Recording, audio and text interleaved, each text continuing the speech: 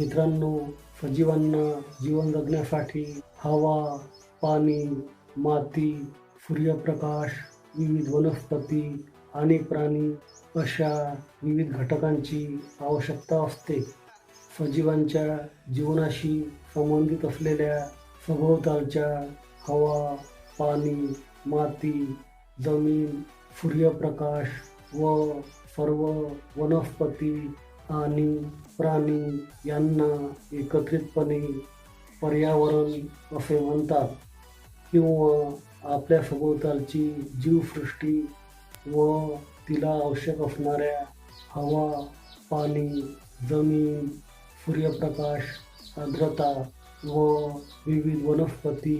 प्राणी, कीटक इत्यादी घटकांना एकत्रितपणे पर्यावरण असे म्हणतात